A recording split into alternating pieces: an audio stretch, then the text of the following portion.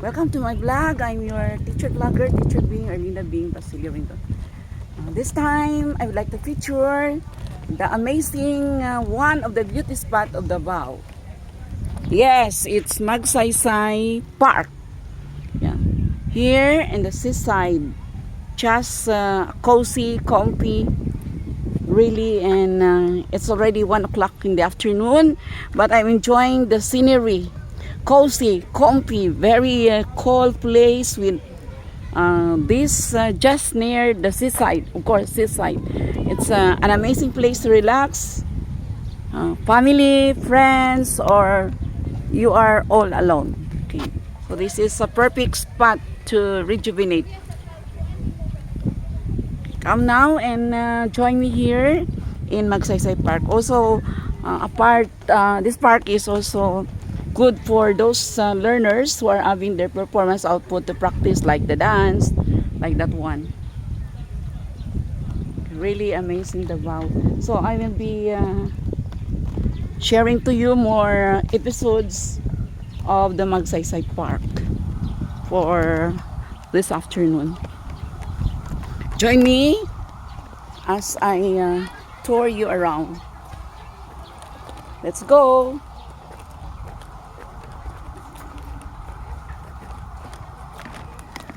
Perfect spot for your unwind, relaxation. As of now, there are few park goers already, and as much as going to the park, there is no required amount to enter, no registration. Yeah, and just for free for everyone. One of the amazing services of Davao. This one is the play area. Yeah, the place for biking of everyone, the young people, the ones who was young. Yes, that's it. You can have also your jogging here, in as much as the park is really a wide area. Ever you will be having your something that you're already thirsty, so there are also stores to buy water, including your food. Yes, and load is also available. So for now, I would just like to showcase also the different houses of the native of Davao. Of course, this is it. This is being lighted or with all the decoration during Kadayawan. Yes, so for this time, it is still here as a showcase of culture. Culture is alive. It embraces everything. Of course, the houses, the clothes, the food that the people are eating, their marriage costume and practices, their food, the type of houses, their beliefs. Yeah, all of this. So let's have a tour of the native of the Davao houses. Have a glimpse. That's it. I do not know if I'm allowed to enter inside, but let's just have our glimpses like this one. Tausug tribe. Pwede mo sulod, ma'am? Picture lang nako. So this is the Tausug houses. Pangalay is a traditional dance of the Tausug. Yeah, I love it. Their culture, that includes their dance, their music, everything about their ornaments. This is Maguindanao. And furthermore, let's look around.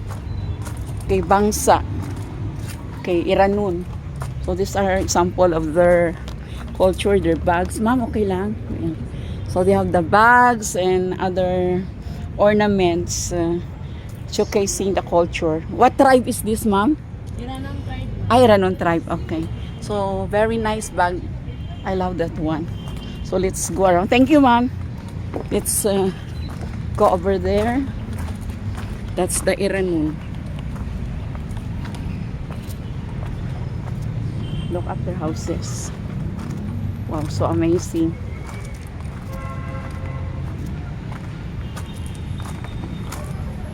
Bangsa Kagan with the decoration of plants. Yes, they have also the baruto. How do you call this one? The bangka. Bangsa Kagan. Okay, the tugan. Bangsa Kagan. Oh, amazing, no? The culture of the native of Davao. Bangsa Kagan. Okay, let's move forward there. Okay, showing you the monument of Ramon Magsaysay. Yes, that's it. The big monument in honor of Ramon del Piero Magsaysay. So we are going back to history. Anybody? Do you know who is Ramon Magsaysay? Yes, Philippine history updates.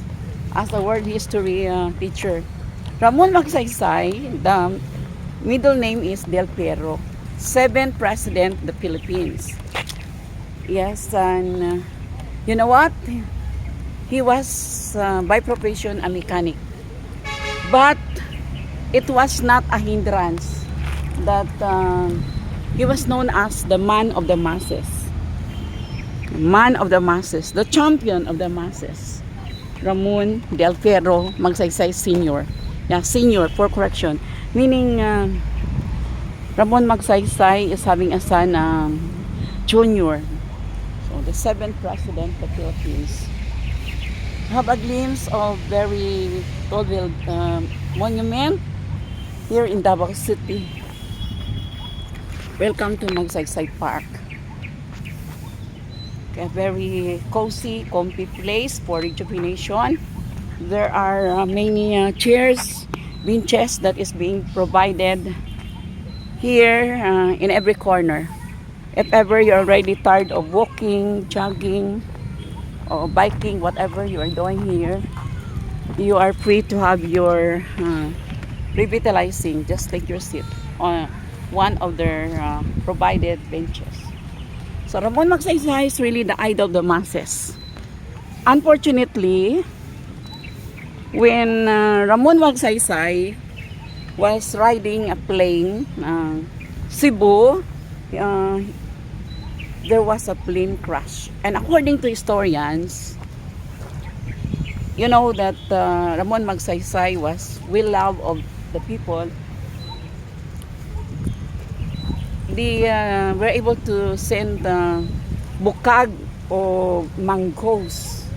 Yeah, so many mangoes that was inside the plane, pabaon, a gift to Ramon Magsaysay. But unfortunately, someone put a bomb on the bukag or the mangoes he is bringing with him.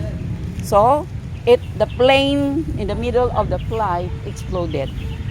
Yes, and that is the ending of the life storyline of Ramon Magsaysay at the age of 49. Yeah. It is also a lesson that it's not a hindrance that we need to have a profession, graduate a bachelor, doctorate degree to be a good person or a good president. So up to now, Ramon Magsaysay is in the hearts of Filipino people. This is just an overview of the historical updates or overview who is Ramon Magsaysay in Philippine history. So welcome to Ramon Magsaysay Park, one of the beauty spots here in Davao City and the favorite destination of families, everyone, friends, classmates. I will tour you around. Yeah, again on this part. There's also a CR. and mini trees. You can have your really relaxation. Just take your seat here. So these are the houses again.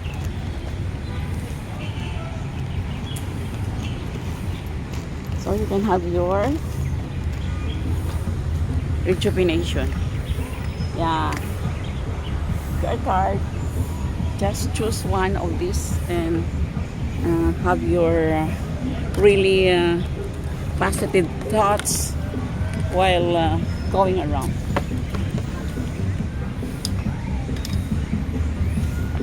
So as of now, I've seen already some park goers also.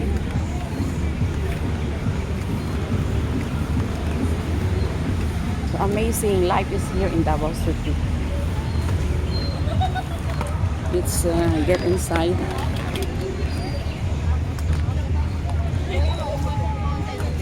Ma'am, for sale ito? For sale? How much? I just, ay, 1,000. Sige na, if I will have monetization soon, I'll be coming back. What need, group, Matig Salog? So they have also their ornaments. Yeah, I love that one. Do you have a clip like this? Wala. Thank you, ma'am. So just having our tour with this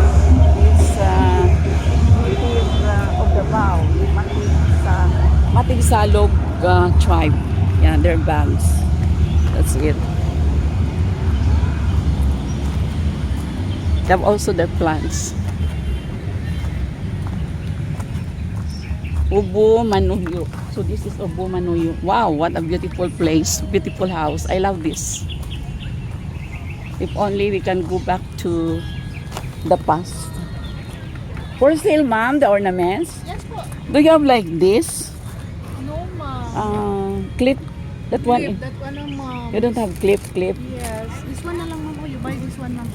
300, ma'am, for pasalog. About this one. I want red. Red? I don't Red. have. This is ano, ma'am, the tribe. Just a small one for my coins. Wala? This one, ma'am, small. Red. You don't have red? Red. I love red. Red. Red lang. Wow, Dorian. Oh. Dorian is 50 pesos. Oh. Only 50 pesos. If that's red, I will get one. This one only old red. No, this 4 coins. Okay. Ah, We have ah, no, ah. So, only this one lang, ma'am. how much is this? 35 po. 35. Oh, red man yan, oh. Oh. A red? Yeah. Okay, I get this one, ma. So, that's coin purse. Yeah, 21st. 35. And this one, ma'am, they have a red. What's that? Red magnet. Ay, They have an earring now for you, ma'am. I want a clip. Clip. They have no clip here. So that's the only one. They Okay. have ano, Name, ma'am, name. Your name? Imelda. Emelda. Yeah, the Okay. in charge of Obo Manobo here. Yes, okay. I will be featuring this my YouTube Maboy channel. Mama, tonight. YouTube Maboy channel. thanks. Yeah, thank you, honest people of Davao. Next time na, I just love the coin purse. I'm not really a fan of bracelet. For me, it's so heavy. It's so yeah. discomfort. Or Where's this my? one, ma'am, oh? Okay lang. Okay na lang, ma'am. Wallet na lang muna. Coin purse. No? As my remembrance. Ma'am Imelda, what's your surname, ma'am? Imelda Abon. Abo, no? Teacher Bing, retired teacher, Linda Bing Basilio Rindon. Now just having my new hobby, vlogging. Oh. Do you have a 50 pesos only, ma'am? Because I have no change for the 100. Okay, let's look for my coins. It's okay, ma'am. Oh, you help me count. Okay, so... Only 35 I get, ma'am. 35, okay. 35 only. Okay na, ma'am. I will return. So thank this one. you. Thank you, honest people of Davao. Yeah. So thank you, Mama. Please subscribe to Ma'am Mel's Teacher Bing, Erlinda Bing Basilio Rindon, YouTube, Mabuhay channel. Hi. Invite everyone now to go here, Magsaysay Park, Yeah, you are invited to visit the Magsaysay Park. and buy. And especially for the Obo Manobo tribe. Yeah. Every day you are here, Ano? Sunday. Ano?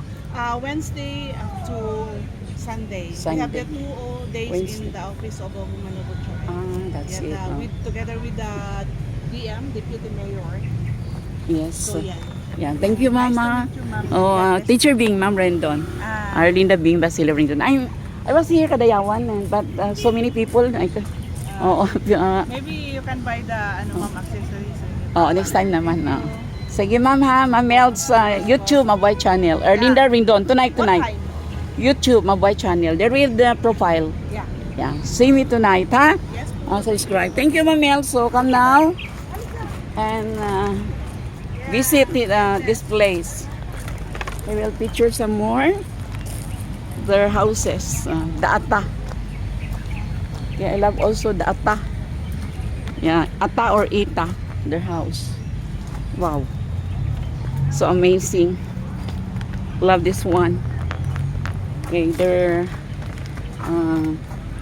things like this.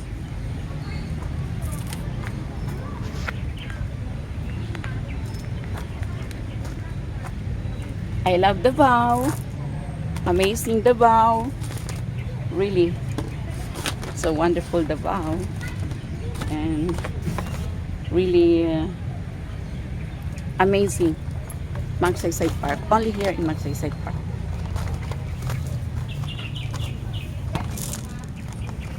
This is Ata.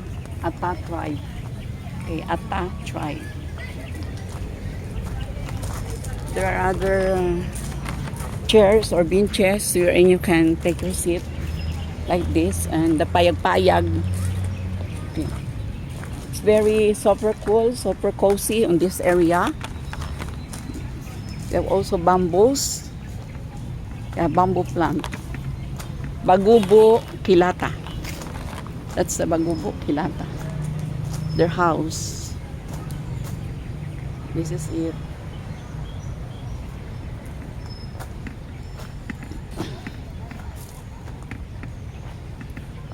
Let's go over there.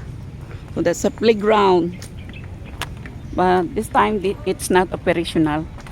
Perhaps if there are events in Davao that will be open for biking, that area. So wide area for exercising. Look. Their decoration, the symbol of Davao. Yeah, the eagle.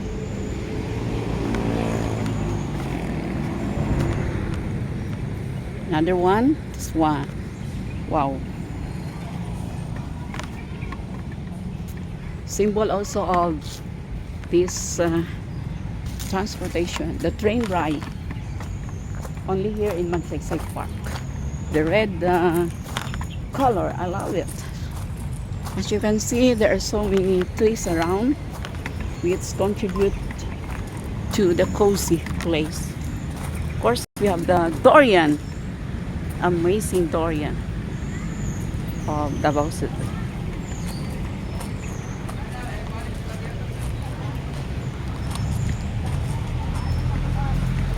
There are also stores there, like to eat or drink water, just go over there. The CR is just at the back of Ramon Magsaysay Monument.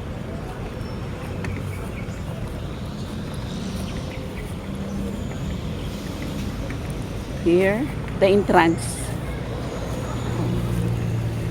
Here it is, Ramon Magsaysay Park. Yeah, the signage. This is the entrance gate when you like to get inside of the Magsaysay Park with the guards, of course. And moreover, as of this moment, there are already park goers. As early as this park goers, it's already 2 o'clock.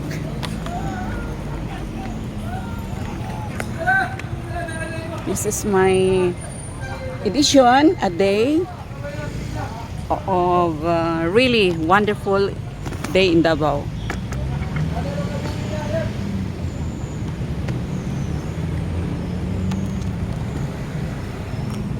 Here in Magsaysay Park. Live and Alive. My another edition of my YouTube, of my channel. Your YouTuber, other than the Come now, come everyone, and have your rejuvenation, revitalizing. Davao life is here. Yes, here, one of the beauty spots, Magsaysay Park. With all the accommodating cars and all your park goers. What are you waiting for? Come now! Madayaw, Davao. Mabuhay Davao! I am your YouTuber. Our teacher being, or leader being Basilio Bengon. Live and Alive. Magsaysay Park, Davao City. Thank you everyone! Kamabuhay! Karils, Kamabuhayers, my followers and everyone on Facebook. Mabuhay! Come now to Ramon Magsaysay Park. Beauty spot of Davao City. Life is here. Until my next vlog, mabuhay!